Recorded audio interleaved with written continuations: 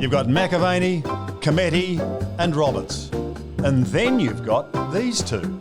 Nuffies. Living in denial. It's Croft and Horto. Welcome to the Fat Side Podcast. It's pandemonium in the streets as the coronavirus pandemic is rocking the world. But the show goes on. There's still footy on. And while the rest of the world goes into lockdown, it's a bizarre time. Footy is being played. It's very strange. Welcome to the Fat Side Podcast. I'm Horto, and my sparring partner is Mr. Robert Crawford. Hello. Known as Croft. That's me. To the listeners. Yes. This is the first episode. Official episode. It is, and it's a really weird, random world out there at the moment. But the one great thing, we are Melbourne. Yes. There is no traffic. There is no traffic. I'm loving it. It's weird driving to Richmond, which is normally chaotic, and finding a park, not having to wait at the lights for 15 minutes. It's been great. Beautiful. What's weird, though, is this day, for the last 28 years of my life, this is a special day. There's an energy about Melbourne normally. There's a feeling. There's an excitement because you know that footy's back. I Today... thought you were going to say it's your birthday, and I forgot. No, it's not my birthday. But today, if you walk out in the streets and you go to people, "Are you excited footy's back?" They'll be like, no. No. It's weird. There's no energy. It's lackluster. I agree. I'm not as giddy as I normally am when the first game comes around. I'm not as giddy to watch Richmond smash Carlton, which is going to happen tonight. But I agree with you. It's a really, really odd time to be alive because the problem I've got at the moment is watching the footy without a crowd is going to be just odd. It's going to be eerie. And that's the thing. I'm sitting here right now, the time of recording on a Thursday afternoon before the game tonight, Richmond Carlton going, will I actually enjoy it? Now, if I'm sitting in my living room and it's just footy and the commentary is fantastic and I'm really getting into it, and I'm loving it, it's just going to make the rest of the weekend awesome because right now there are a lot of people that are panicking, particularly at Woolworths. Calm down. Don't be dickheads. But if tonight's great and there is some energy and some vibe to it and you just know that it's just footy at the end of the day, I can't wait to lock in for the rest of the games over the weekend. Yeah, exactly. It'll be a nice litmus test tonight to find out if it works. I'm curious to see how the commentators go. That's my big thing because you think of all the great famous commentary when someone's kicked a goal or they've laid a huge tackle and then they pause and you hear a sound. But this is just going to be crickets. I know. There'll be nothing. There's been some great things that people have thrown up to some of the radio programs in particular. I know they were talking to Gary and Tim this morning. And they were asking them, what are your ideas to create a bit of buzz, a bit of atmosphere in the stadium? And I love the idea that you would have one fan on the wing on one side and one fan on the wing on the other side, and they've got big clappers and megaphones, and they're just basically trying to outdo each other. Like if the AFL could have potentially done that, and I know there's bigger fish to fry at the moment, and there are health complications and all types of things going on. There actually is a bloody virus in this country that's killing people, particularly our elderly who put us here on this planet in the beginning. But if they had a little bit of, I don't know, innovation or creativity at the time, a little thought bubble that let's get one fan on one side, one fan on the other side to be your super fan. The super fan. For your football club. Would you have nominated yourself for Melbourne or you feel like there are some other people who might have got it before you? I feel like I don't deserve that mantle. Okay. Knowing the Melbourne Cheer Squad members as well, they're a great group. There's one particular bloke that's been to every game since I think it's 81, and we've interviewed him a few times, Gary Marchant. I feel for him today. Why? Because he can't go. He's going to miss a game. Yeah. He's got this record. So for listeners who, for the listeners' sake, Adrian does a Melbourne podcast, The Debrief. Yeah, we forgot about that. I do an Essendon podcast, The Sash. So the people listening, which is that's awful. Probably how you found this show. Don't listen to it. So Adrian's met this gentleman, Gary, who's been to every game since 81. Is that what you think it is? It's early 80s. Mid 80s. So it's... I think it's around like the 800 mark, 900 mark? Yep. Games in a row. I think it's 847. It's an incredible record. It's an amazing feat. And to think, the thing that's going to stop him from getting to the game is coronavirus. He's been to some really random locations to watch his beloved D's. We found out in the late 80s, we weren't even aware of this, so this is a bit of historical content for our listeners and our viewers, that he was down in Hobart watching a few matches that were back-to-back for about 3 years between Essendon and Melbourne, our beloved clubs. Why were we down there? Don't know. Must have been a commercial decision to make a bit of money, take the game to Tassie, but very random. So when I did the stats and I dug up how long he'd watched Melbourne, it was about 25 venues that he'd been to over the journey. I think it was about 300 interstate trips. So you start to quantify the amount of cash that this bloke's forked out. And For his beloved D's. Yeah, and it's quite incredible to say the least. And poor Gary isn't going to get to see. It's the record's over. We should because of coronavirus. We should have set up to call him in. Yeah, I know. We probably should have called Your him. record's being broken, Gary. I know. How do you feel? Maybe do you know what? Maybe I'll try him at the very end of the program. All right, we'll give him a call. We'll do a chance call to Gary Marchant, who hasn't missed a game in 30 odd years. Yeah. We'll see how we go. It's bizarre. Looking to the footy this weekend as well. Are you surprised that it's on? Because it's funny. If you go out onto Twitter, if you go out to anywhere and you survey the non-experts like you and I and all the other people in the AFL who aren't medical experts, there's divided opinions. Some people are like, let them play. If someone gets it, we'll reassess. Other people are like, no, this is the worst idea ever. Look at all these other leagues are doing around the world. Are you surprised that there's football on? It's funny that you asked me this question like you've never asked me it before. Yeah. It's all we've been speaking about in our studio, in our office. It's all anyone's speaking about. If you have a conversation with anyone, they're like, oh, it's weird times, isn't it? Any nuffy that loves their footy is talking about this pandemic and the AFL's decision. So, look, for me personally, I am surprised. Yeah. Mainly because of all the other sports around the world. Now, obviously we know that our situation right now, as it stands in Australia, isn't nearly as bad as it is in the UK, in Europe, in America. A lot of those sports made the right decision to close down. Yeah. The one thing that works in Australia's favour, and again, I'm actually against the AFL's decision to go on with this, just to put it out there, is the fact that we're not a densely populated country. No. We have the opportunity We're to... an island. Correct. We're a barren land. We can close our borders, we can self-isolate, and we can do it effectively better than most countries. So that's one thing that I think holds us in good stead, trying to, I guess, quell the fears that the players are going to contract this virus, which is the main thing. I really worry about the players. The players who have newborn babies, young families. I worry about the players, interacting with people while they travel, definitely, as well, and those types of things. I'm sure the measures put in place by the AFL, the AFLPA, the clubs themselves would be second to none. They'd know exactly the way that they should interact with people when they're going through airports and when they're going to training and whatever. So all of those measures would be in place, which is great. And they're all self-isolating. Well done to the AFL and the medical experts who've given them that advice. Yeah. But to think that AFL is maybe looking at this and being a little bit arrogant, a little bit self-absorbed in their own world and making a decision that goes against the grain of society right now, that doesn't sit well with me. But the other side of the coin is you almost have to applaud the business acumen of Gil McLachlan and the job that he's been put in to do. Definitely. The TV deal is massive. Exactly. It is humongous. It is the reason why these players get paid so much money now. It is the reason why they've been able to recruit so many different people to help their clubs become even more viable, to become more vibrant, and to spread more joy to people that love footy. It's an entertainment business. So the more resources you have, the better ability you have to make us feel good about life and give us an escapism. Definitely. So I understand also why the AFL have decided to go down this path and say, you know what, we're going to give it a crack and see how we go. Yeah, and that's the thing. It could all change next week.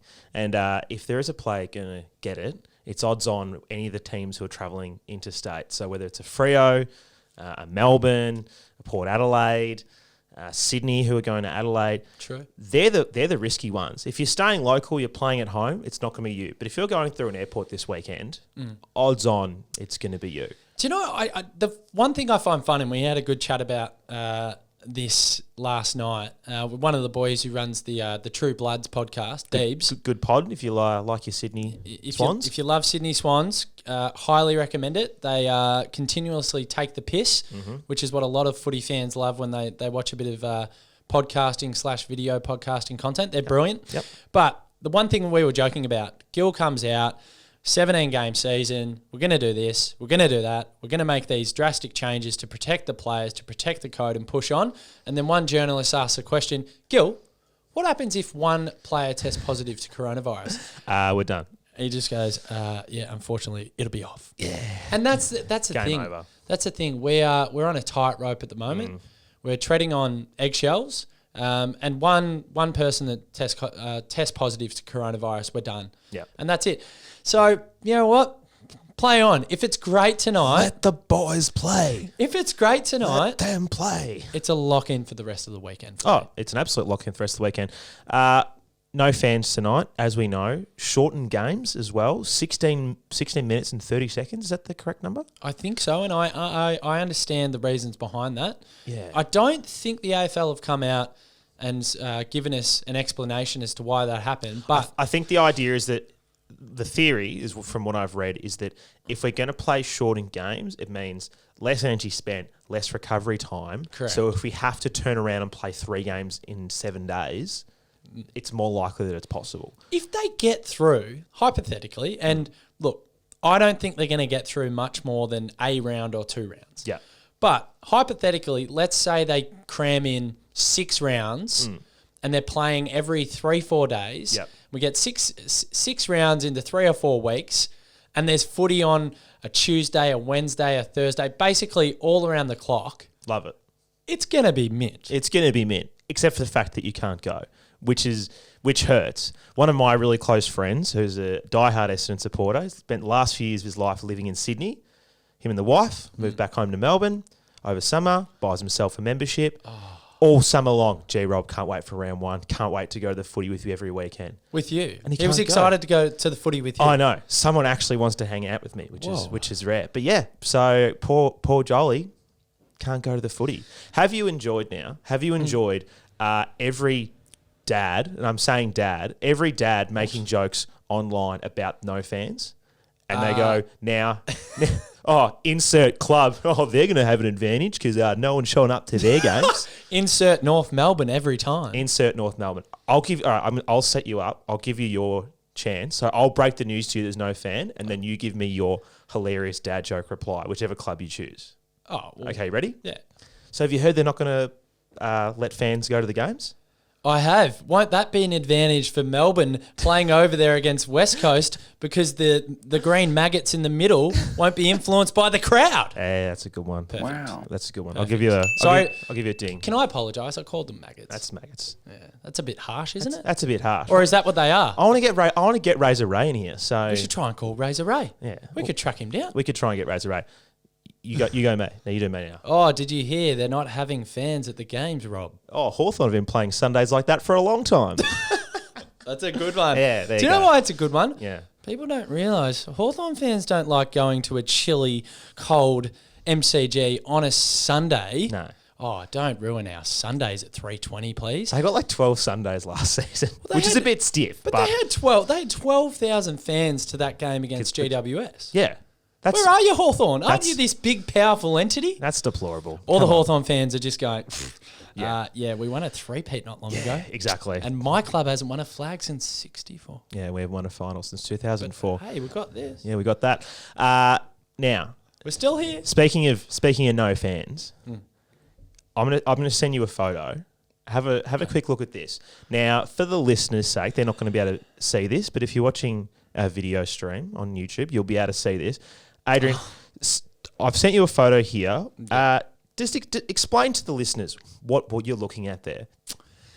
What I'm looking at is a crowd that are experts in social distancing. Yes. Okay. So where is it? It's in it's the Gold Coast season launch. Season launch? Yep. How many people, excluding the people who are in actual official gear down the front, how many people do you reckon have showed up to this event? I could almost head count them in 10 seconds. Yeah. You ready? 1, 2, 3, 4, 5. I reckon about 70 max. 70 They're max. under the 100-person non-essential gathering. Exactly. Done well. And this was a couple of months ago. Oh, mate, they were prepping. Yeah, I know. Doomsday prepping. They were ready to go. It's baffling to me that this was the photo they decided to run with for their social media. No. What's more baffling is that the Gold Coast people and the club were visionaries. They could see coronavirus coming from a mile off. They clearly Look, could. Perfect social distancing. Yeah. Less than 100 people. There's no one there. They've absolutely nailed it. That is the blueprint for the government. Exactly. They should send that to ScoMo. Yes. ScoMo, this is how it works. All with right, these everybody. gatherings. This is what I want you to be doing. Thank you, everyone on the Gold Coast. We've been planning this for several months now. So It's brilliant. No, very good work from the Gold Coast Football Club. yeah. Now, should we go to what's next? Do you want to set it up? Yeah, well, what's next is one of the greatest interviews I've ever done. Now, just to preface it, we used to work in the round shaped ball, and we still kind of do, right? And we've interviewed some big names, so people won't worry about us churning out a few big names, even though it's soccer, right? So Harry Kuehl, Big name. which everyone can appreciate. Yep. Ange Postecoglou, Big name. which everyone can appreciate. Yep. But we never got Tim Cahill. No. He was one of the few people we never interviewed. Yeah, come on, Tim. But Come on, Tim. now, you know this. I was an absolute nerd burger when I was growing up. Still are. Yes. And I studied journalism and I always wanted to be a journalist, right?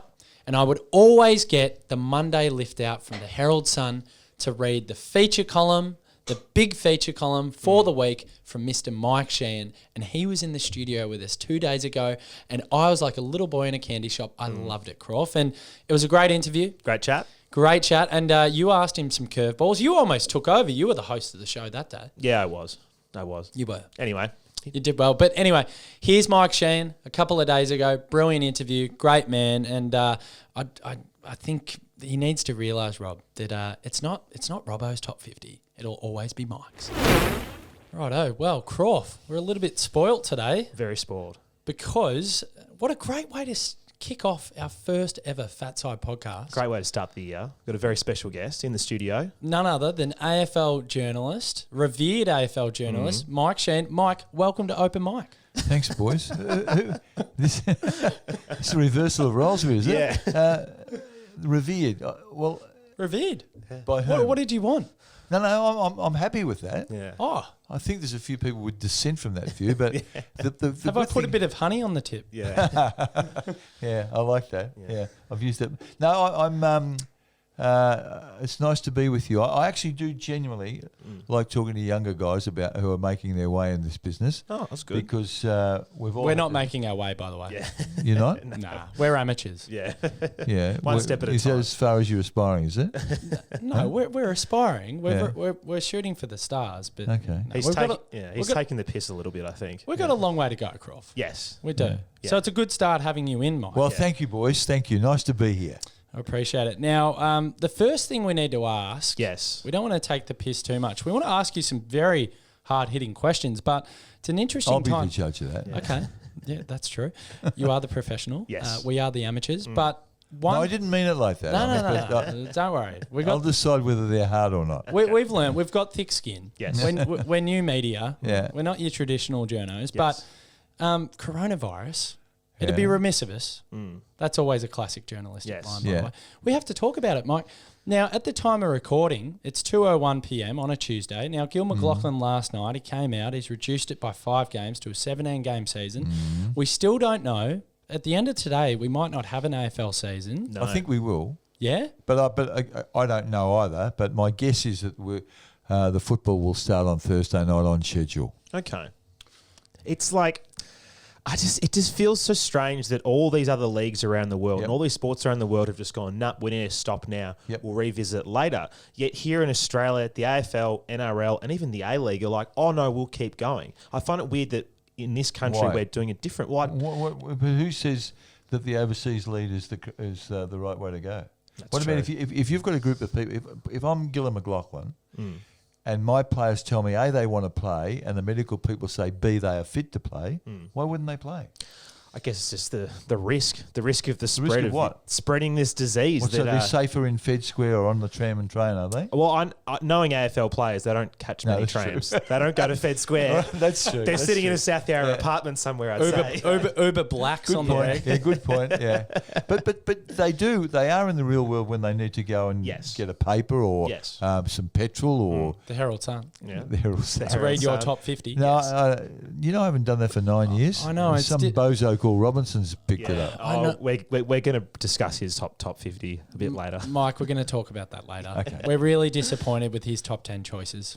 Are you really? Yeah, I don't like them. But we'll ask you soon. Okay. But the coronavirus thing, it's very odd because what I've read, and let's just make sure we all put it on the record. None of us are medical experts in this room. I am. But I don't. This is the thing that scares me. And I've got a newly wedded wife at home who is panicking. She's been sent home from work. She's in isolation. She doesn't want to leave the house because one thing that scares us is the stealth nature of this virus. Yep. Any one of us could be carrying it right now. You guys are safe. Yeah. You know, I mean, that melts me. No, I feel good now. I'm not being the amateur doctor, but the least vulnerable group in the community are blokes who are in their 20s, early 30s, and fit, I was going to say. No, maybe not safe. I go to the gym. I go to the gym quite regularly. We're half fit. But if we're looking at AFL players who are the fittest people basically going around, I don't think it's them we're concerned about. It's the people who are around them in their lives. A lot of these guys have got young families. They've got new babies. Sure. If you're a player going out there, at the possibility that you could pick it up off someone else and bring it back home, I think that's the worry. It's not the actual AFL players themselves. It's the people around them, and it's just more ways of spreading it, essentially. Yeah. Well, look, only the medicos know. Well, no, they don't even know that. But the guess is that the less contact you have with other people, the less likely you are to get it. I understand that, but I like the idea. I think we need something to distract us from the virus and how we're all going to be eaten up and that the world's closing down. I don't see it. I'm looking forward to watching Thursday night. And I'll tell you what, the ratings will say that we have craved this. We want it. Yeah. Opening round, it'll be eerie with no one there. But it will be strange. It will be. But the players have said they want to play. Yeah. So until a player when a player gets it, it'll stop. But until then, yes. Well, Pendles is clear. Yeah, they announced that. Yeah. He's clear. So there's no one of the AFL player group, not yet, that is confirmed with the virus, right? Not yet. But that's the thing. There are so many different moving parts. This is agile. It's changing all the time. But the one greatest tweet that I've seen during the coronavirus is Liam Gallagher. On Saturday night, a friend came up to me and he said, "Check this out," and he just wrote, "Drink through it." Simple. Drink through it. I've stocked up. Yeah. Hopefully alcohol can prevent the virus. That's the solution of all young people. Just drink through it. What do you like? Do you like a scotch? No, I'm a red man. Red? Yeah. What, a Shiraz, a Cap? Shiraz, yeah. Shiraz, yeah. Lovely. Yeah. That sounds Come on, good. do a shout out for your favourite Shiraz. So long as it's red. As long as it's red, it's open in front of me. And a minimum $20 a bottle, I'm happy. There we go. Oh, yeah, I was going to say Audi red, probably not. Maybe not. Mike's a bit better than that. Now, we're gonna go back in time a little bit. We've done our current day matters. Yeah, we're done. Now, Mike, as we mentioned, you're a review journalist. You've interviewed pretty much everyone in the game. Where did it begin? Can you remember your first interview with a player, a coach, your very first time where young Mike rolled up with the cassette tape? What happened? My memory's not great, but I do vividly remember this because, like you guys, when you do the first one, I was working at a place called Newsday. It was an afternoon paper that The Age created in 1969. Okay. And Greg Hobbs, the revered and legendary former Sun and Herald football writer. You don't even know who he is. I don't. I'm not. Why were you laughing? I'm being polite. Because I used the same adjectives you used about me. So Greg was having a day off, and I'd been working at this place for about a week. Yep. And he said, ring Sam Kekovich. Oh, Sam. I said, what? He said, here's his number. He's in hospital. He's just had a knee done. Oh, no. Ring him up and get a story. That'll hold because he's promised it to us. And I could barely dial the number to the hospital. I was in such awe of actually a conversation with this bloke called Sam Kekovich, who I now know really well. I know. Hopefully, I didn't call him Mr. Kekovich, but he was in bed having the knee done. And I said, Sam, it's Mike Sheahan here from Newsday. You didn't say it like that, did you? Probably not that loud, actually. Yeah. Hey, Anyway, so we had this conversation, and I got a story of sorts. Yeah. Was never going to win the Walkley, but I got some quotes from him. But I think I probably put it off for an hour. Yeah. Yeah. So, look, I'll just get a glass of water first. And, look, I'll say something to that person over there. And you know those things when you say, I know I've got to do this and I want to do it, but just mustering the courage to do it. Now, Rob, so I did. But if it had have been, say, Mick Malthouse or Alistair Clarkson, I might never have become a journo. Exactly. I would have been so scared of the reaction. You wouldn't have had a chance. No, you were lucky because you got Sam Kekovich in a docile environment when he'd just done his knee. Yeah. Like, he's a pretty intimidating character. There would have been a lot of morphine running through his body at the time. He would have been happy to talk to anybody. Well, he was. And look, one of his great traits is his willingness to talk to anyone and be enthusiastic about what he's doing. So it was a good one to start with. Okay. That's a very But very I mean, good I one. still, even at in recent years, I still have footballers have an aura that still works on me. Yeah. And I remember. We got time to tell this story? Yeah. I was go nuts. We're here all day, aren't we? Aren't we in lockdown? Yeah, this is the quarantine lockdown. My daughter was playing football for Collingwood. Kate Sheahan playing football for Collingwood. Had a car pass at near the Glass House where they play. And she picked me up. I'd played tennis, so I'm in her car and we're backing out. And she goes, there goes Christian Petracca. And being a Melbourne supporter, and at that time, I have to admit to a crush on this kid of 20 years of age. Because he's good looking. No, just because the way he can play. Because he's good looking. And the way, and he's got a bit of Italian about him. Yeah. So I put down the window and said, hey, I thought, who said that? And it was me, right? Anyway, so he comes over to the car and I had all the I would have been nearly 70, right? Yeah. And he's 20. And you got butterflies in your stomach. I'm saying, sorry, Christian, I'm Mike Sheahan, and I just wanted to say, I thought, what a goon I am. And he sort of looked at me, he says, yeah, hi, and he walked off, and I felt, what a dick. See, Mike, there was a role reversal this morning. That was Rob upstairs. Yeah. He had butterflies. Thanks, Rob. Yeah, that was me going, oh, Mike's coming. Didn't you have morning sickness? You had a little vomit. No, not quite. Anyway, so that's a true story. Wow. So started with Kekovich, and then still 50 years on, I'm still stumbling over saying hello to Christian Petracca. That's so good. Well, that's so good. If we do get an AFL season away, he's going to have an absolute belter. Yes, he will. Yeah. He'll be very good. You know our luck this year? We'll play 6 or 8 rounds and be unbeaten on top of the ladder, and then they'll call it off. Of course. And say not enough games to have a premiership. Or it'll be like Rob's beloved Essendon. Yeah. They might get... Are they still in the comp? Yeah, we'll still be here. Are they still in the comp? We'll still, no, see, I'm the reason I'm wanting the delay. The secret thing is we have a massive injury list, Mike. If delay for 6 months. God. Let's wait till everyone's back, and then we'll be good and going then. Well, Dustin Fletcher's old man was the last bloke to play a final for Essendon, wasn't he? Yeah, he was. Just how long since you've won a final? 2004 against Melbourne, actually. There you go. 2004. When did you last win a flag? Yeah, I thought so. Yeah. We don't talk about that.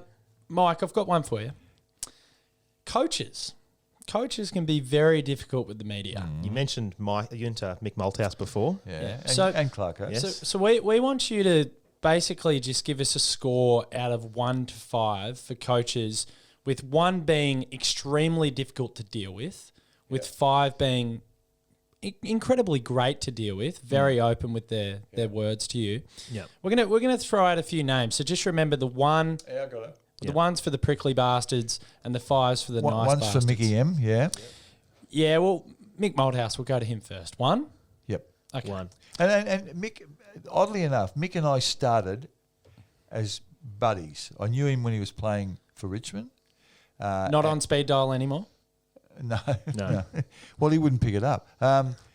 And then, without being immodest, I had a role in his appointment to his first coaching job at the Bulldogs.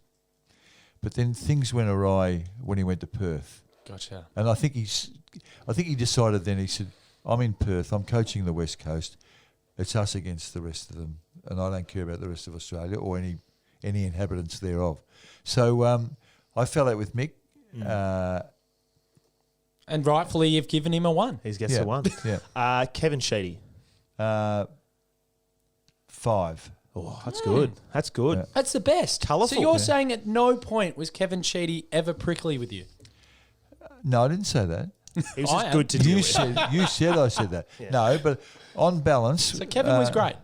Yeah. I mean, great for the game. Almost exclusively great to deal with. True. Genuine football lover, creative mind, Yeah. and not a grudge holder. That's my assessment of That's Sheedy. good. I like that. Love it. Very, very good. What about Alistair Clarkson? Yeah, again, I was matey with Clarko. We had a falling out, which was my fault. I was at fault. What was that about? I said on Talking Footy on the Monday of Grand Final week when the Hawks were involved that... Was that 08? Yeah, I think so. Okay. We've won that many, I can't remember. Anyway, I said that he probably would be coaching West Coast the following year. Oh, wow. Okay. And he was right. He said that I didn't have the courtesy to ring him on such a big story and such a sensitive time, and he was right. Yeah. Did he call you, or was that a physical discussion? There was a physical discussion when he came into on the couch after winning the flag, Gotcha. Oh, wow. which was the So it was a bit of a stuff tradition. Yeah. Stuff you, Oh, Mike. yeah. I've got the Yeah. cup. There you go. Yeah, well, it was even without the cup, he would have been. And he's angry, Clarko. He can get angry. But I take that was my fault, so I wear that. Okay. A coach from the mid-2000s, Mark Choco Williams. Yeah, That's a good response. I reckon everyone. What does that mean? I like Choco, but What are we giving him? Score? but for give him I'll In the middle? give him 3. Yeah, 3. Yeah. He's got a good highlights reel. If you go on his YouTube press conferences, he's got good highlights. But I feel like with Port were playing bad, he would have been pretty prickly. Yeah, and he's obtuse. You know, sometimes he won't come on on the couch because he says I get paid. Me, MS gets paid. Why doesn't MW get paid? I said, well, and I do have a good line on for this now. I've learnt this. I said, well, the greatest player that ever played, in most people's opinion, is Lee Matthews, and he never asked for nor suggested any fee. Yeah. And I think it's They because get paid well. of course they do, and I've been doing this for 11 years, and I reckon 5 blokes have asked for money. Yeah. Yeah, wow. Yeah. No, I totally get it as well. I think during our podcasting days of the last 5 years, how many people have asked for money? 2. 2. Back on our old soccer podcast. We won't name them, but they never came on the show because they asked for Okay. money, and we politely said, Well, tell "No, you how thank it should. This is my view about how it should work. Yeah. I interviewed Dale Morris, who is almost my favourite player Yeah, of he's- the last 10 years, and we were walking away from a coffee we had about. I telling him what I wanted to talk about, and he said, "Is there?" And he was quite sheepish, but he says, "Is there a fee for this, Mike?" And I said, "No, there's not, Dale." cab charge? And he said, "Okay," and he didn't push it. And then I gave him the Matthews line, which I often use. Yeah.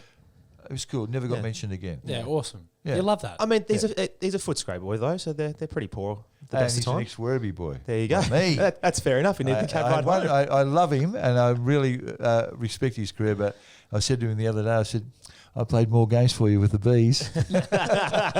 He was there 4 years and played 30 games. Yeah. All right. Can I just bring you up quickly before we go to the next coach? Yeah. One of my favourite, most iconic memories in AFL history as a 30-year-old human on this planet that's Yes. followed it since day one is Choco Williams. Yeah. And the choking. Iconic. That is. It's iconic. It almost doesn't get better than that. Yeah. And it reminds me, and in a weird It's way. on the same level as Paul Rose's Here It Is. Yeah, Or but for Teddy different Whitten. reasons. Yeah. One was like Choco. Yeah. Again, I like Choco and I enjoy his company. And when he's often in Albert Park where I live having a coffee, so I'll either talk or sit and have one with him. So I'm okay with him in that. But he sometimes he's his own worst enemy. And I think the Alan Scott one, I can understand that, but it was a bit crass. Yeah. He didn't need to do it. Yeah. You know, he'd won the club. He'd driven the club to its first premiership Yeah. win. I think he might have been a bit more subtle. Beating the unbelievable Lions team. So it was a pretty big feat. Next one for you, John Worsfold. Well, I can't go any higher than 2 for Whoosh. So, as a lot of Essendon fans, I do an Essendon podcast, Mike, and we refer to John as Rahul Dravid because no one plays a straighter bat than him. He's just a wall. You could just bounce things off him and it'll come straight back. I'm critical of him for that. I think a man with his rich footy history... How did you give him 2 then? Because I thought he was an automatic 1, just personally. Okay, well, look, I wouldn't fight you over that. Okay. But, 1.5. But 1 it is. Most people would say that Sheehan should reserve 1 for Malthouse exclusively. Okay. So Whoosh, and I haven't not had a falling out. I haven't had much to do with Whoosh. fair enough. But I don't like him in front of the media. And I know the coaches hate the media, but there are those who sort of say, well, this is a function I have to perform, and I'll do it. Yeah. And some do it better than others. Yeah. Someone who definitely divides opinion of the current lot is Chris Scott. Score for Chris? You're asking me personally, aren't you, about them as blokes and as performers, right? Just as a media person, when it comes to press conference time, what score are you giving? The way they treat the media more so. Yeah. I'd probably give Scotty a 4. Yeah. Yep. He's entertaining. And he's what he is, and not all his mates can say this, he's articulate. He is. I hear that, Good St. Kevin's boy. He's a Skevs. That's nothing to brag about these days. I know. Let's move on from that. Some people say that he's too distant from his players, but I can only judge him in the context that I see him, and I think he's articulate, he's engaging, and he's prepared to talk about almost any topic you put in front of him. Yeah. I must admit, I really do like his commentary on 360. Yeah, and always have. Good. He's very good. Always have. When they bring in the coaches, they bring in Richo, they bring in Chris Scott. He's very, very open, and he's happy to put it on the agenda. Yeah, I'd like to see him slightly more assertive on 360. Yeah. Oh, okay. I think he's a bit apologetic when he doesn't really mean to be. Fair enough. Now, I don't mind it. Good point to be talking about 360 because we do want to talk about someone who's on that show, Mr. Robinson. Mr. Robinson, who's followed on, taken over your top 50. Yep. How did that feel giving it to him? Yeah. Was there a was there a ceremony? Did you hand something to him? Or? Well, he didn't. He wasn't made the chief footy writer. I'd been gone, I think, 18 months when they gave him that role. Yep. My view about that is, it wasn't mine to give. Okay. I mean, I did it. Come on. No, I'm being serious about it. I'm not being humble. Was it your idea or was it just someone at the papers? No, it was Jeff Slattery's idea at the Sunday Age. Okay. He was the sports editor of the Sunday Age. It was 1990 or 91. I forget which one. And he said, I want you to write a story about the best player in the competition. I said, what do you mean? He said, just name him, write a story about it, and put 49 behind him in order. I said, you're kidding. And it's haunted me ever since. But it's brilliant. It is the single most important piece of content for every footy fan to read before the start of a season. Yeah, it gets you. Yeah. It gets you excited. Come on, Mike. Yeah, no, it divides opinion. No, I understood its commercial value. I mean, the paper loved it, and they're still milking it. They're still making plenty out of Robbo's 50. They are. And I mean, for you guys and for kids in their teens, not that you two are, but it's Mark Robinson's top 50 now. Yeah. Nah, it's still Mike Sheahan's. It's big. We'll go through the 10. We won't do his whole 50, but we'll go through the 10, and then I'll ask you. See, we finished with the coaches. Yeah, we're done with coaches. No, it was one more. Okay, here we go. Sorry. Okay. Okay. I give Bucks 5.25. Okay, that's good. Just to. So you got Mick,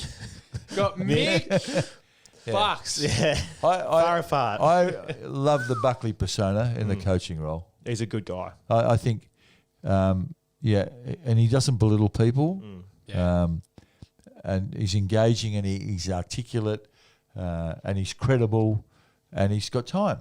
And he still hasn't won a flag. He still hasn't. No, he still hasn't won a flag. No. And that's what's disappointing. And I say that neutrally. I don't like the Collingwood Football Club, but he deserves one.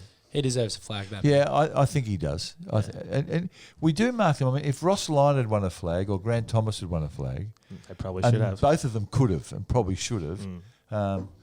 They'd be seen in a different light. Absolutely. But Nick Revolt probably should have won a flag. That's it. That's it. Well, there's plenty of players. There's a lot of players. You could have an endless discussion about who is the best player or coach to never win one. Yeah. Cale Morton. Probably not Cale Morton. How did Cale Morton not win one? Jason Laycock. Yeah, no, definitely not. Yeah, well, no, Gerard Healy's a Melbourne bloke that never won a flag. There you go. And was a very, very good player. So disappointing. Now, someone who has won a flag was the number one on Mark Robinson's list, Marcus Bontempelli. Yep. Do you believe he's the number one player in the comp at the moment? I was on Bontempelli before Robbo was, but there's no question in my mind, Dustin Martin's the best player and by a considerable margin. Yeah, I tend to agree. And I think like the Bont as well. I think and so do I. it's like it's a long game. Like he's still a lot younger than Dusty, but I think Dusty's still top dog. I think you've got it wrong. I think it's Oscar McDonald. Do you really? Yeah. What, on the way just hits his targets all the time? Well, he's just always got cement in his boots.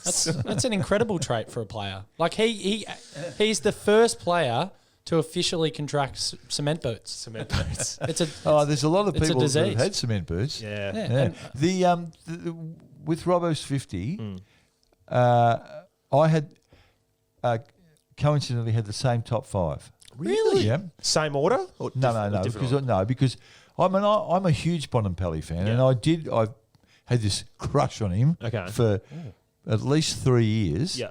But I rarely, like when Carey was at his best, there was a gap between him and the field. Okay. I think there's a gap. I think Martin is clearly the best player in the comp. All right. Give me your 5 now in your order. In order. 5 to 1. So Right. start with number 5. Okay. Well, I'll better go the other way because I'll remember them easier that way. Okay, number 1. Martin. Dustin Martin. Yeah. Number 2. Dangerfield. Yep. Fife. Yep.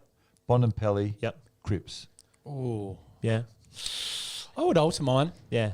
Like, this is the thing. Like, there's a few of those guys that, like, 2, 3, 4, and 5, you could put them in any order, and there's a reason why. Yeah. They've all got good reasons why they deserve to be there. But is there anyone that you would take out of the 6 to 10 and alternate and throw in your top 5? Who is 6 to 10? Well, 6 to 10 is Brodie Grundy, Max Gawn, Tom Lynch, Lockie Whitfield, and Lockie Neal. I think. I'm happy. I think the first 5 are significantly better than the second 5. Yeah. I tend to agree. As time goes on, a couple of the older ones they will slide, but this, Grundy and Dawn are amazing, but I don't think they're better than those 5 blokes. This is only for this year. Yeah. Yeah, so the Next year time can going change. on is not really relevant. This is just right now what we think will happen in the next 6 months. Yeah. If in fact they get out there. I agree with both of you. I think Dustin Martin's number 1. I'm a huge Patrick Cripps fan. But personally, I think he'll go to another level. I'd almost have him in at 2 or 3. So I'm a little bit different on Cripps versus Bontempelli versus Fife. Fife as well is an interesting one because it's that old theory that if Nat Fife played for a Victorian powerhouse, we'd probably always nearly have him won with the Dustin Martin, for example. I do think there's a little, not daylight, but I think there is a bit of separation between Bontempelli, Cripps and Dangerfield. That's why I don't find it weird that he's put Dustin Martin in at 2. It's completely fine. And Bontempelli, his pre-season form was unbelievable. But for me, I can't see how you go past Dustin Martin when, even if he's having, we'll call it a down day by his standards, you swing him forward. Yeah. The guy can kick 3 goals in 6 minutes. So all of a sudden the game's completely altered. Yeah. There aren't many players that can swing the way he does with the impact he does. This is too early for you blokes, but he is the modern day Lethal. Yeah. Lethal was a sort of a rover, became a forward, kicked 900 goals. Yeah. But and like Lethal, he's not great over his head, Dusty, but he's so good with his body. Yeah, he doesn't need that to he be. takes the aerial contest out of it. Yeah. He just muscles them until it falls into his arms. Yeah. No, I like it. That was good analysis. He's crazy good. You've certainly covered some big stories in your time. Is there one story that you think was just the most impactful, the biggest story that you followed? I mean, why are you doing this? I mean, we could talk merger, we could talk saga, we can talk. You don't mind. No, I've cousins, always heaps of there's things. always been a demarcation with me. It's got the biggest stories happen to be those that I'm an on the field person. Okay. Right? I used to say this to Caroline Wilson all the time. Well, you look after the boardrooms, and I'll look after the stuff inside the fence. Yeah. So the biggest story. It's a long time ago. Maybe I have a coloured view about it, but it was early '80s. Now picture this: you've got 2 then VFL clubs, called 2 AFL clubs now. Yeah. The captains of the 2 of them, right? Different clubs, captains, both Brownlow medalists. and I read a story that said they were for sale for $1 million in 81, and it happened. Peter Moore and Calvin Templeton. Yes. So the story from, I mean, I was sitting on that, not sitting on, I was sort of doing bits and pieces on this story for probably 3 weeks before I had the balls to put it in the paper. Because it just seems so improbable. Yeah. How can you have 2 Brownlow medalists and 2 captains being packaged up and then getting to another club and when they went to Melbourne? Gnarly. I think Rob's just sitting here going, what was that? What happened?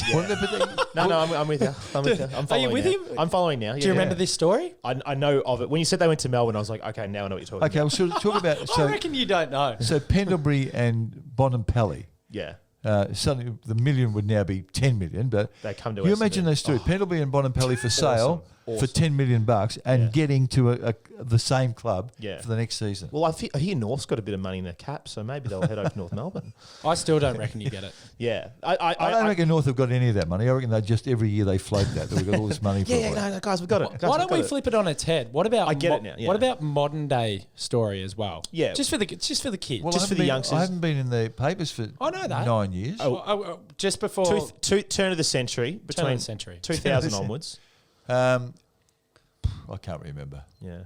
Okay. And some of the stuff that I was proudest of was opinion pieces. Yeah. Yes. You know, like I think hopefully brave, Yeah. hopefully imaginative, and thought provoking.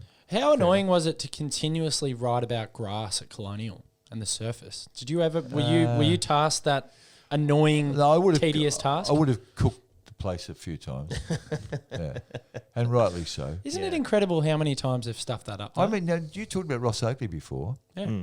Now this is true, right? When that plan came out, was Ross still at the AFL then? Ross left in '96. So they might have been planning it, yeah. Yeah, they would have been planning for sure. So Because they would have started building in 98. So this is true story. Here we go. Grass stadium, roof, modern amenities, perfect capacity about 50. Fill it up every week. It seemed good at the time. I said, Ross, how are they going to grow grass under a roof? He says, "Oh, you're an idiot, Mick. By then they'll know how to do it." And they still haven't figured it out. Yeah. That's true. And they built the stadium the wrong direction. By then they'll know how to do it. Oh, yeah. It's nothing. I've been to many Saturday afternoon games at that stadium, and there is nothing worse than getting the sun directly in your eye because they built it in the wrong Yes, direction. there is something worse. There's something worse. Sitting at home and trying to watch it on telly. Yeah, it is bad watching it on telly. I tell you what, though, that is the one saving grace as a Melbourne supporter, that our home ground is the Melbourne Cricket Ground. Yeah. That's one of the few saving graces, Mike. Even if we only get about 20,000 That's people fine. in there. We don't have to turn up to the concrete jungle. Yeah, It's horrible around there with the NAB buildings now and everything else. yeah. That's We won't get a NAB sponsorship, but that's cool. yeah. We don't want it, NAB. Yeah, that's fine. You ruin Colonial. Yeah, What else have we got? We've got grand final. We've got to go to grand final quickly and we'll wrap up with a couple. But yeah. And I've got one more after that. okay, but grand final, we all love grand final day. Hopefully there'll be a grand final in 2020. We don't know. The world is on edge at the moment, but we're going to take a trip down memory lane. We're going to talk about some of your favourite grand finals. Now, I think you made mention of it before, but 1989, and my old man always brings this one up, and it's my birth year. I'm just going to go for the jugular here. Is 1989 the greatest grand final? It's not the one I enjoyed most, no. Oh, Okay. Because the best day of sport yeah. that I've seen or been involved in, as in being there, was when the Bulldogs won the flag. Yeah. Oh, wow. I mean, was and it special. was a great game. Nice. And it was just such an emotional roller coaster. And I remember Gillum McLaughlin went past me, probably to go on the ground, I suspect, but just at the finish. He said, what did you think? I said, that's the best day sport I've ever seen. I mean, I loved it. I was sitting next to Matt Finnis, who actually was a Bulldog boy when he was a kid, Yeah. and told me the story about his first date with his wife, Deanne, was who had no interest in football. He said, we're going to the Western Oval, right? She said, oh, okay. All right. So they get there. And she says, where do we sit? Where are our seats? anywhere you like. But that was his first date with her. And I never understood why she married him after that. Yeah, wow. But I love that day. I love where the Bulldogs had come from. It's special. I'm a Western Suburbs boy, so there was an affinity with this footy team. When Liam Picken kicks the goal in the last quarter. Oh, yeah. Special. And I think the Tommy Boyd one. And That is huge. I've interviewed Dale Morris for Open Mic. Yeah. I think I told you that. And I talked about that tackle. Yeah. When he gets Buddy. And the ball spills free. And Tommy gets it and kicks it. And he said he and Buddy are on the ground. And he's just looking up at the ball bounces just outside the goalpost, bounces in and through the goals. He said, someone's rooting for us up there. Yeah. It was a good day. One of my closest friends is a diehard Bulldog supporter. And I watched that game with him and a few other lads, and that was something all that special. emotion we talked about. But that was it. Yeah, that's the modern day example. And I think as well, like it hurt me that day. Yeah, what's the thing? I think as Melbourne fans, you can understand this, and when you haven't won anything in a while, when you haven't won anything in a while, seeing a team break their drought when you're a team that's also drought, you feel something as well. If you're a Hawthorn supporter and you watch that game, you're like, oh, it's another grand final. But if you've been suffering for a while, you do feel that emotion. I think all the clubs who had been in a bit of a drought or a bad period, Swans, felt something. Doggies, and Richmond. And that's why this game is so good. I mean, all games, because they produce results that we don't expect. But that was sort of like the Swans. There was probably 2.5 hours of just gripping theatre. Yeah. Can I explain that though? Because I was actually at the Sydney West Coast Grand Final in 2005. It's the only grand final I've attended live because my uncle, who was on Sydney's list for a year, What's his name? Steve Smith. There's a lot of Steve Smiths out there, so don't worry about it. He went on and Captain Australia, didn't he? Yeah. He did. And then be president of the MCC. He's done everything. He's a jack of all trades, Steve. Don't worry about him. But I was there and I was swept up in the emotion, and I was rooting for Sydney, of course, because half of my family support Sydney, the other half support Melbourne. Anyway, I'm there with my brother up in the nosebleeds, and when the full-time siren went and Leo Barry took that incredible mark, I felt a bit gutted and I felt a bit emotional because it wasn't Melbourne. Now, you fast forward to the Bulldogs. I was going berserk during that game, going for the Doggies. I was a fully fledged Doggies fan for that day. I was absolutely loving it. But I had the same feeling. At the end, I was like, oh shit, the Doggies have gone and done it. Now we've got the longest premiership drought. Yep. And then when Richmond went and did it, after having such an abysmal 2016, getting smacked by Sydney in that last round by over 100 points, never looking like even a finals team, and then they come out the next year and they win it. Again, I was excited for Richmond against Adelaide in 2017, but I had the same feeling. Yeah. Once it all set in, I was like, oh, it's not my club. And I just watch it and I really want that to be my football club. And I mean, I would think now the dream result would be Melbourne to play St Kilda in a grand final.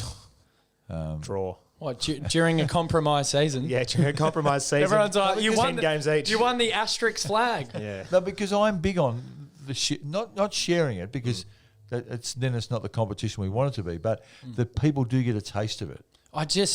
It's the one thing, and this is the other thing. Rob knows this, and I probably shouldn't talk about other codes, but it's relevant at the moment. Yes. I'm a huge Liverpool fan. Liverpool haven't won the league for 30 years. And now they can't watch their and they team might win the flag. And now they might not watch it because of coronavirus, and it's going to get taken away from me. I'm cursed. Yeah. Yeah, you are. It is hard. But even Essendon will win one day. I know. Will they? You said you hadn't seen him for the last 20 years. Next year. Yep. I got one last one before you go. Now, we've spoken about your vocabulary, your word prowess today. I'm going to read you 5 player names, and I just want you to describe them in one word. Okay. Lee Matthews. Come on. One word. No, I've got to be careful about which word I choose. Yeah. Well, just don't say anything derogatory. No, I won't say it. No. Unique. Oh. Fraser Gehrig. Mysterious. Warwick Kappa. Lunatic. Alistair Clarkson. Sorry, Warwick. Alistair Clarkson. As a coach or player? Coach. Intriguing. Jason Ackermanis. How many times can intriguing go around? No. Effervescent. Effervescent. I love that. Oh, I love that. Can I do one last one? Go. Rob Crawford. Mysterious. You've known him for an hour. There we go. You've known him for an hour. Beautiful. Thank How you, was Mike. that? Thank you, Mike. Mike, Pleasure, boys. we'll give you a pardon now. You can leave. Thank you very Okay. much. Thank you so much. How good was Mike? Brilliant. Thanks for sticking around, people, viewers. Do you want to sum up listeners. Mike Sheahan in one word? Outstanding.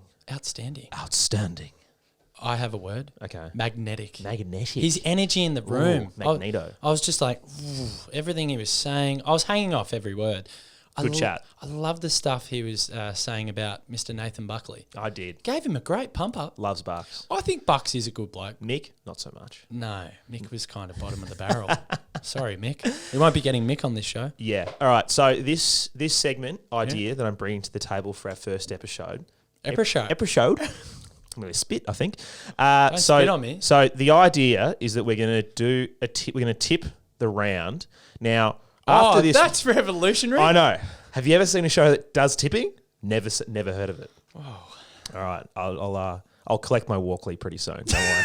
Thank you. Okay, so what are we doing? We're doing footy tipping. We're doing footy tipping, but the idea is that we're regularly going to be putting this show out on a Monday. That's the likely scenario, assuming everything happens as per normal with the league. So the idea is this is going to be the early tip. So normally we're going to be doing this on a Monday. We could be on Channel 7 before you know it. We could be on Channel 7 before you know it. Wayne Carey out. They need Rob content. Crawford in. They need content. I'm a way better bloke. He's probably a way better footy player. He's probably the greatest footy player. I'm probably the worst ever footy player to ever play for my amateur club. So there you you're go. awful. You're very bad at another ball sport, the other one we spoke about before, soccer. I'm okay at basketball and cricket. Are you? Yeah, I'm okay at them. Oh, okay. I'm just not good at sport. Okay. The jury's still that's out why I on work- those two sports. That's why I work in the media. So, early tip. We're just going to do tipping. That's basically the idea. So what? It's called early tip. It's called early tip. And we're tipping on the day that the game starts. Yeah, but I haven't seen the teams for any other games. I wouldn't normally be tipping until tomorrow outside of tonight's game. Sure, so it's still the early tip. It is still the early tip. We're Except going for in tonight. light- except for tonight. And tomorrow. Yeah. But No, team come out team's tonight. not in for the doggies and the pies. No, exactly. No, So you're right. It is the early tip. It is the early tip. We'll be doing this on Mondays. We'll keep a tally. It'll be interesting to see how bad we are and see who wins. And then, I don't know, there'll be a prize at the end for whoever wins. We'll start with tonight. Richmond Carlton, who are you going for? That's a tough one. I look, if they had the two fans on either wings, I'd be going for the Carlton fan. Two fans. I'd be going for the Carlton fan. Yeah. But I don't know, you can't go past Richmond. I think it's more a margin scenario here. You know how most footy comps allow you to tip a margin? Can we get a bonus point for who's closest to the margin? Sure. Maybe we do that every week. The Thursday game or the Friday game. First game of the round. Yeah. For as long as we go on, whatever. We just give each other a bonus point for the closest to the pin. Oh, you can write down your bonus Okay, point. well, I'm going to write mine Write it down. Make a spreadsheet. Write it down. Okay, so You love a spreadsheet. I do. I'm going to go Richmond by 37. Richmond by 37. That's a fair bit. Yeah, that's my tip. Okay. What about you? I'm just looking at some of their head-to-head stats. So Oh, don't do that. I didn't. their head-to-head stats. I'm just going off my head. 37. I'm going Richmond as well. I think without Mackay and Curnow, they're going to struggle to kick goals. Like McGovern and Casbolt. What about bets, mate? They don't have bets. I know. Well, there's no Don't Eddie. forget to throw Eddie in there. They're missing 4 goals from the pocket. They haven't had Eddie for the last 4 or 5 years. Didn't change anything. They were still bad. I don't think just on Eddie. I don't know if it's going to work out for Eddie. Just my personal opinion. I think he's a little bit too old, over the hill. I love the man. I think He's a magician, but I'm sorry. I think what they'll get out of him most is what he provides some of the younger players at the club. He spoke about that on 360 too. Yeah, You're there right. you go. Margin 22 points, Richmond. 22. Yeah. So you reckon Carlton will put up a fight? Yeah, Paddy Cripps will put up a fight, and then Richmond will win. Good point. Well, okay, next game. Bulldogs and Collingwood. It's a really difficult one. At the Dome? Random. Don't like that. No, I do. Well, it doesn't matter anymore, does it? Well, the ground shape's slightly different. Doggies for me. At the Dome. Doggies for me. Get a big dog up, you Collingwood. There you go. That's brilliant. Yeah. I didn't know you'd thrown them in. There you go. Very good. I've got a few more. Do you want to No, not yet. Save Not them? yet. All right, save No, them. just do them spontaneously. Okay. Gee, you're very polite then. You actually listen to me, which is hard to get you to do. Rare. Bulldogs for me as well, on the same factor. I think they're a very good team at the Dome. You just have to look at that game against the Bombers last season. Can we not talk about that? What was it? 21 goals in a row? Yeah. You were there? I was there for the first half. You were there in the flesh. I was there for the first half. Is that the first time you've left early? No. Oh, you're one of those guys, aren't you? No. I left. You leave the footy early. No, I've done it twice ever. When the going gets tough, The first time ever was. Croft leaves. The first time I did it was Anzac Day 2015, 2016. You miss Zaharakis. No, that was 2009. It was the one where we had the top up players and we were down by 60 points at half time. And I was like, I got mates having a barbecue round the corner from the G. Why am I here? I could be getting pissed and eating Sossos. So I went there. I think that's fair. Yeah, that was the right decision to do. Both going the doggies. Interesting. Yeah. That'll upset the Pies Nation boys. Yeah, I know. Oh, well. Sorry, Luke. Sorry, guys. Next game. It's your game, mate. Essendon. Essendon and Fremantle. I think we'll win because we're at home. We have a lot. Both sides have a lot of outs, but I think Home crowd advantage. Home crowd advantage. That's going to be big for us. I think missing Joel Hamling, who he goes under the radar that he's one of the best defenders in the comp. He's a good player. He goes under the radar. Everyone saw how good he was at Bulldogs, and then at Freo, he dropped under the radar a little bit. Very skinny. He's out. And then they've also won't have Jesse Hogan playing. I think they're going to struggle to kick goals. I think our smalls are going to do too much damage. So I think we're going to win pretty easily. I'm just going to say Essendon. Cool. And that's it. That's it. That's all you're going to say? Yep, move on. All right, we're all tipping the same here. Adelaide versus Sydney, thriller. Ooh. So this is the battle of the two teams that a lot of pundits and experts believe are going to finish in the bottom four. Correct. I tend to agree with that as well. I think everyone is on the same page. Adelaide and Sydney. Ugh, I don't know. Draw your curtain. I won't be watching that one. I might do something else. Honestly, Go for a run. Yeah, it's just not a game that whets my appetite. Like, See what the missus is up to. Well, she'll be in lockdown because she's paranoid about this whole thing. And hey, each to your own. If you're paranoid, you want to lock down. You're doing the service a good favour. You're doing what the community is asking of you. So whatever. I'm going to put it this way. I'm more excited about watching Gold Coast and Port Adelaide. So are you going to tip or what? Than I am watching Adelaide or Sydney. Okay, who are you tipping? I'm just going to go. I'm going to go Sydney.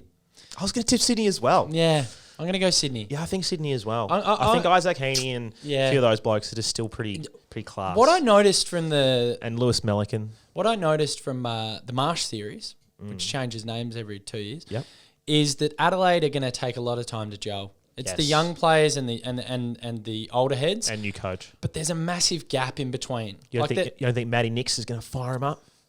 Against his old Chargers? Yeah. No, I don't. I just think it's a clear Sydney victory. Just because Sydney at times last year, I know they were very poor by their lofty standards. Yep. They always make the finals, except for last year. They've just got a bit too much firepower. And I think that'll get them over the line. And the other thing is, Naismith back's big for them because it means that Sinclair can play as a forward. Adelaide need time, man. They did need time. Adelaide will do well. Sloane's not going to do it for them. Nah, Adelaide will The Crouch brothers. Nah, Adelaide will do well at What's the guy on some half point back? in the future. Who's the half back? Laird. Laird, yeah. No, I can't say it. I just think... Gee, maybe I will tip Adelaide. I talked myself into it. You can, but I think the experienced heads of Sydney will get them over the line. And their youngsters are better. Yeah. Think about Florent and all those other youngsters. Oflo. He's a good player. I'm staying with Sydney. Yeah, the kids are better. Gold Coast, Port. I'm going Gold Coast. Interesting. I know Port Adelaide are an enigma. They flirt with you, and you think that they are. That's how I flirt. Jeez, I feel sorry for the single women out there at the moment, or whoever you're dating on whatever app you're on at the moment. But anyway, the point is, I just think that Gold Coast. Don't talk about dating apps. Oh, I got something funny to tell you later. I got something really funny to tell you later. No, don't. Someone you know. Really? On a dating app? I'll tell you later. Oh, jeez. Okay. I'm very interested. I don't get a lot of gossip now I'm married. Yeah, no, you're boring. I am. I'm very boring. Gold Coast. Yes. Great preseason. Love it. Port Adelaide. I just can't trust them. Yeah. And do you know what? They're going to have to build trust with a lot of fans for however long this season goes for, particularly with their own fans. And I just think if the Gold Coast are going to bank wins like last season, it's going to be early in the season. It'll be early. Okay. So I just think they're riding a wave. I'm going Port because Ken Hinkley is coaching for his job. And if he can't fire them up for round one, then he's never going to fire them up. So I'm going to give him benefit out for this first week. And if they lose, I'm never tipping them again. Coronavirus could be a blessing in disguise for Ken Hinkley. Yeah, I know. And all the coaches under pressure. It could. If they postpone the season. This one's probably the game of the round. After Bulldogs Collingwood, this is probably the next best game, I'd say. Giants and Geelong. Yeah, I think it'll be a ripping game. A humdinger. A real humdinger. I'm going to go with the Giants. Yep. I think the Giants will finish in the top 4. I think if we get to a grand final scenario, the Giants will be in the mix again. Yep. Off that basis, I'm going Giants. And I'm going Giants as well. I don't know. I reckon the Cats are going to lose it a bit this year, finally. You reckon? Yeah. Old man Gaz is going to slow down? Yeah, I think they'll drop off. I think it's inevitable. You look at Sydney last season. We've all been waiting for Geelong as well. Because Sydney and Geelong have been up there consistently for so many years. But Geelong proved everyone wrong. They I know. finishing as high as they did on the ladder. I know. I know they bottled it in the finals, but I know. They were so close to a grand final. yeah, they were very good. They had Richmond on toast. Yes. There were just a few critical moments in that game which allowed Richmond to get a run on. If Geelong had stuck fat for a little bit more and kept them out for another 5 minutes in that third quarter, I don't know. It's a big chance. As much as I would like to see them slide, a team that finished top of the ladder. I'm going the Giants. The Giants have more pure quality. Their foot skills are incredible. Okay. So I'm just going to go with the Cats just to be different. I know I said the Giants before, but I'm just going to say the Cats just to make you've lost that tip. Make it different. Here we go. Now, this one's actually going to get the same crowd as it would have if you could go. North versus St Kilda. Two of your favourite teams. Not a big fan of St Kilda. Who are you going for here? The Shinboners or the Sainers? Oh, The boys from Moorabbin or the boys from Arden Street? this is the flip of a coin. Okay. I really think it is. I think they're evenly matched. I think St Kilda are emerging again. I think North Melbourne. It was funny. Last season, I thought they were a top 8 team. Every time they played great footy, I thought they've got good enough footy to beat most teams in the comp. They just never put it together enough. I know the game against your mob. Great game. Tipper kicks that goal from the pocket. What a goal. What a goal. What a moment. The roof nearly came off the dome. I thought North were much better than you that game, but you just found a way to win. They were. They should have won. And that was a critical game because if North won that, I felt like they would have gone on to win finals. It was kind of like whoever wins this match goes on, plays finals. You did, obviously, and lost another final. But I think North are just a little bit more polished, a little bit more mature. I think the Saints are going to have to take a little bit more time under Ratton. I'm going to tip St Kilda because the mail that I've been getting is that Ben Brown and Nick Larkey won't play. Oh, well, you've got inside knowledge. Can I change my tip? No. It's locked in. Well, yeah, you're locked in, even though I flipped on the last one. But hang on footy tips you can change to the last minute on the app. Okay, so if you want to change, but from what I heard from the boys on the Saints TV podcast, No, I'm going North. is that they won't be playing. No, so I'm going North. I think there's some good energy around St Kilda at the moment. They're all excited. They all think great things are going to happen. They played at Moorabbin in the preseason. They would have loved that. Preseason. Max King might debut. Brad Hill's a superstar. I think St Kilda are going to have a nice start and get a W on the board. That's fine. Okay, Hawthorn, Brisbane. Brisbane next, Why you say it like that? because they've rolled them like years in a row. Really? Even when they weren't that good, Brisbane were rolling Hawthorn down in Tassie. This is a gimme. Brisbane are going to win this. Brisbane? Absolutely. Whoa. I have no doubt, and I'll have egg on my face. Hang on, this is the tip you're most confident about. Yeah, Brisbane are going to beat Hawthorn. Wow. Yeah. Wow. Yeah. Okay.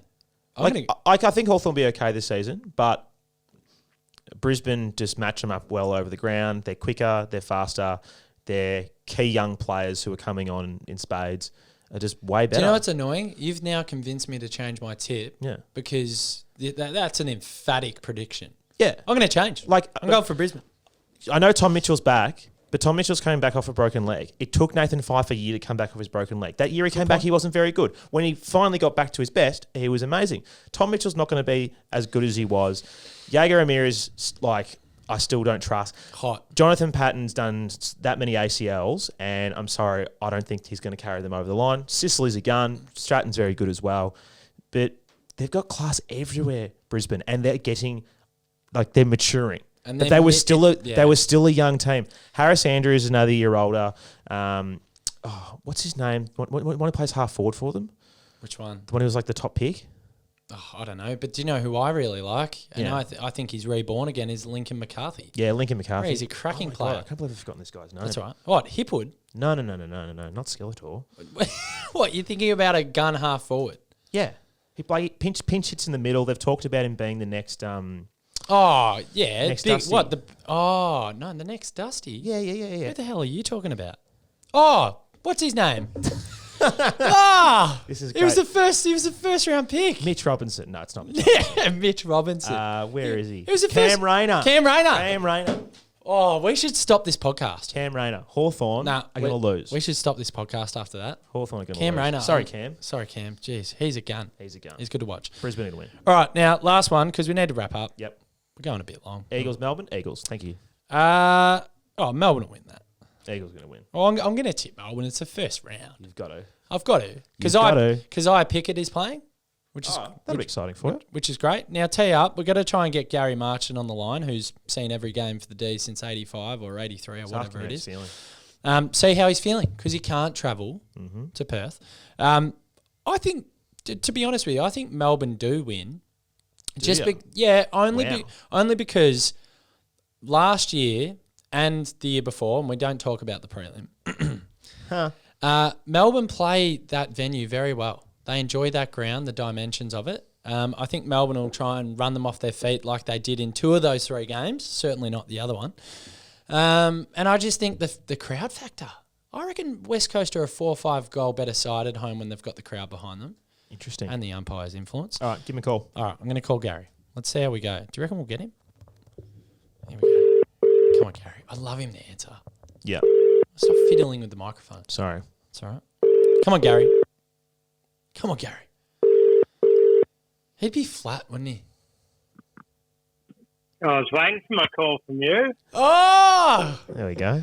Gary, now, I just need to preface this. We've actually got you on our new footy podcast that I'm doing with Rob. Rob, say hi to Gary. Gaz, how are you? There you go, mate. Was that Rob or Rod? Rob. Perfect. He's Rod from now on. Now, Gary, we've just been telling the listeners that you've seen every game since, is it 83? I forgot when I was tallying it all up. Well, I have to change my description now. I've seen every ticketed game since round 1, 1981. Ticketed. It was 81. Ticketed, It was 81. Now, I'm just giving the listeners a bit of an insight. All the travel you've done, all the games that you've seen over the journey, watching your beloved D's. How are you feeling knowing that you can't go and watch them in the flesh for the first time since 81? I know. I've been watching through a glass screen. I've never done that before. It's weird. I look at it this way. It's a non-ticketed match, so you can't go. So I'm just waiting for the ticketed matches to come up again. Keep going. That's a good approach. That's a good approach. I'm very calm. My biggest dilemma now is, do I watch it by myself with a cheese plotter and a red wine? Perfect. Or do I actually just watch it with no one around, or do I? So I was going to ring you up later on and say, where the hell are you watching it from? There you go. Well, we haven't even spoken about that. It's the last thing on my mind at the moment. I'm trying to finish my Supercoach team off. Doesn't know what to do. I don't know.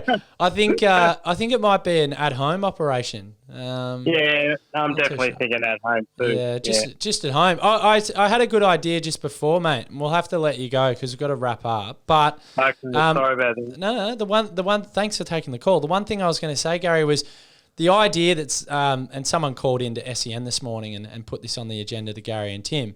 You select one fan from either team. They sit on opposite wings with a megaphone and some clappers.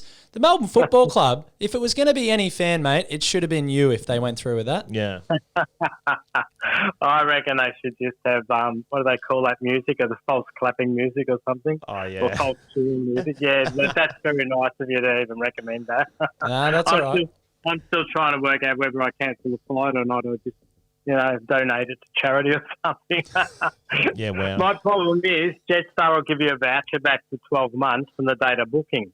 The fixture came out whenever that date was, 12 months, whenever that was, so I booked that day. If I'm out by one day with a fixture next year, the voucher's worth nothing. Oh, no. We'll be hard on Jetstar's case for you, mate. That's poor Good form luck from with them that. if they don't refund you. But mate, thanks a lot for jumping on. Go D's. No worries. Hopefully they Enjoy get the W. tonight. And we'll be Enjoy it. mate. We'll be Yeah, we'll be thinking of you. We'll be thinking. That's all right. I'm thinking of me too. That's all right. Thanks, mate. Perfect. See you, mate. See you, Gary. Bye, mate. Gary, What a legend. see that worked out well. It did. Nice of him to take the call. Yeah, he's just listen to him. He's just pumped that there's footy on. Yeah, he's pumped there's footy on. I think we're all pumped there's some footy on It would be. this weekend. Imagine how odd it would be for him. Watching the D's. 81, Rob. Yes. 80, Rod, sorry. Rod. You're Rod from now on. 81, he's seen every Melbourne game in the flesh, and now he's watching it on TV. I was about to say. so weird. I was about to say you're going to get to watch, Fox commentary for the first time. And then I was like, oh wait, he can watch other games. So that was a bad call. Yeah, terrible call. Yeah, but Good it'll you be- didn't go through with it. Yeah, it'll be weird. It'll be weird for Gaz. Best of luck to Melbourne. You're going to lose, but best of luck to you. Now, if you enjoyed the Fat Side, make sure you subscribe on YouTube. Subscribe, share, like, comment. Do all of those things. Tell your friends. And we hope you enjoyed Mike Sheahan as well. And a big, big thank you to Mike for coming in. He was very generous with his time. Yep. And Croft, we'll be watching some crowdless footy. Yep. Hopefully it's great. But regardless of what happens, we'll be back on Monday. And we will be back on Monday, hopefully with a guest, TBC. I won't name them, but I'll just leave you all with this.